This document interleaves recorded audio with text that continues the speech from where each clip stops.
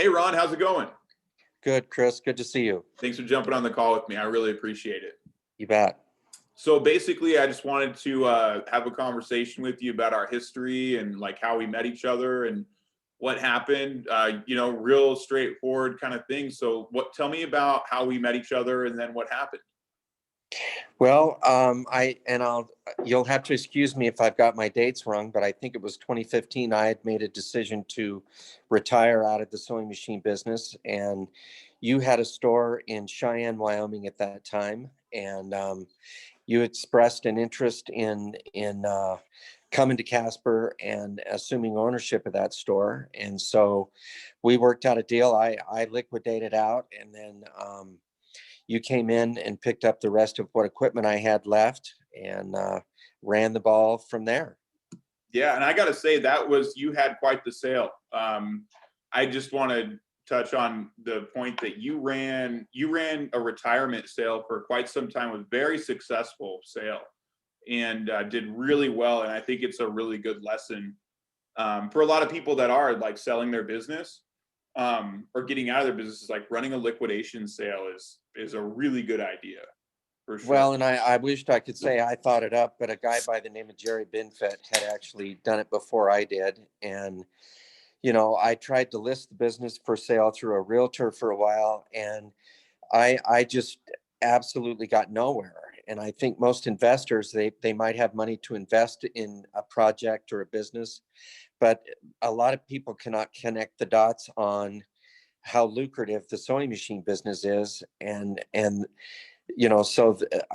didn't really have much of an interest that way. And so I decided to go ahead and do a liquidation retirement sale. And like I say, I pretty much followed Jerry Binfet's plan right on down the line. And, it went on for, I don't know, 4 or 5 months, and it was quite successful.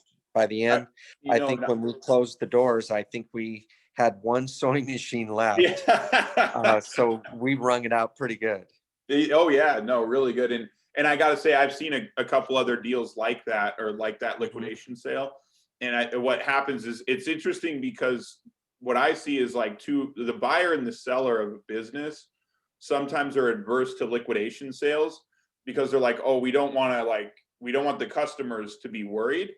And then the buyer is like, well, and I also don't want you to use up all the business. They think that like the business is something that you're going to extinguish. But what actually happens is you run that sale, and the marketing happens and the advertising happens, and then that sale is what attracts buyers for the business. Right. And even if you have a buyer, so even if you have a potential buyer and you attract other buyers for the business, because I experienced the same thing, all of a sudden you have counter offers like for the business. And then after that sale, like when I got into your business, the store was still super busy. Like we were still really busy. Like we still had customers like coming through the door like crazy, because they wanted to meet the new person. They wanted to see what was going on, because we had this like narrative going, basically. Well, yeah. Story going. Well, the beautiful part of that, Chris, if you might recall, because I think you and I worked together probably the last 2 or 3 months of my liquidation sale.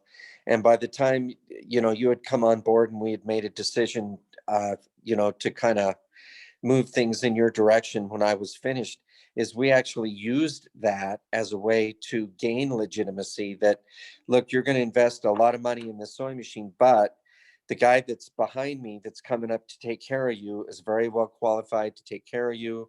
He's been in the business. So it really added a lot of legitimacy and took the fear factor away, because they knew, that's a good point, that they knew somebody was there behind me that was going to take good care of him. And you certainly did.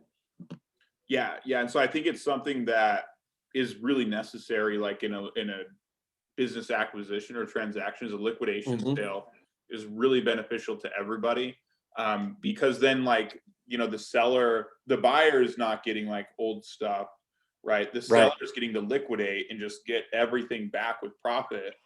It's just so good for everybody all the way around, for sure. Well, it really was. The timing was great. And the interesting thing about you was that, I've always thought myself to be a pretty good judge of character, and I liked you from hello, and I felt like I could trust you very, very early in the process. And so it was probably the easiest little transaction I had ever been through. So, and hats off and kudos to you for that. Thanks, Ron. What would you say about like our business transactions as far as like how things were handled from a business perspective? Simply just Well, without talking about like sewing machine retail, which we could talk a lot about. right. Well, our deal was pretty cut and dry because, like I say, it really did involve any inventory. It had some parts inventory and equipment, and that was really it. So it wasn't like we had to battle a lot for uh, inventory or the price of inventory. It was all pretty cut and dry, pretty simple, I thought. How would you describe working with me as a business person? Um, you are one of the most impressive businessmen I've ever met, and for your age, you are wise beyond your years. Would be what I would say. You're wise beyond your years.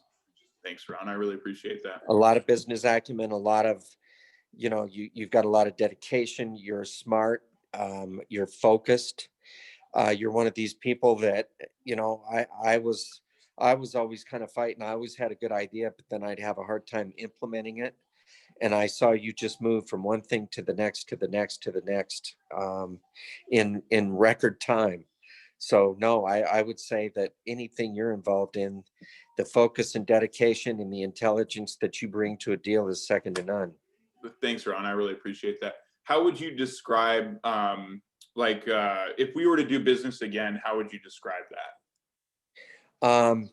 Well, the good thing is in knowing you for the amount of time that I have, I could absolutely believe in anything you have to say.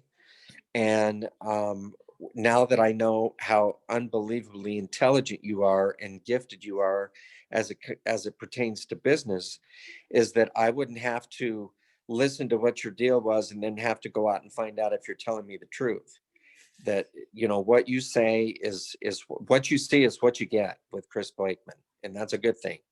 I appreciate that, Ron. Thanks, man. Yeah. Gosh, I don't know what else we can add. That was really good, man. I guess that's like pretty much it. That's what I need. Well, and for the record, I did not know this phone call was going to happen today, so I'm completely unrehearsed. So the fact that all this came out is obviously, how I feel about you as a businessman and as a human being. So one last question that's pretty easy is like in one word, if you describe our business interaction, what would you describe it as? Clean. It's totally clean. Nice. I like it. Nice, Ron. Awesome, man. Anything else you want to touch on as far as like just the testimonial? Well, I would just say, to anybody that's considering, looking into any kind of a business venture or business opportunity with you, is that they can absolutely rely on what you say is what's going to happen.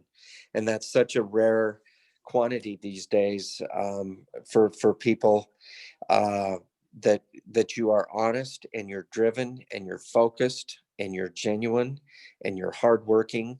And so who wouldn't want to be in business with somebody like that? Thanks, Ron. I really appreciate that, man. You bet. You bet. That's awesome. Okay, I'm going to stop the recording now. Okay.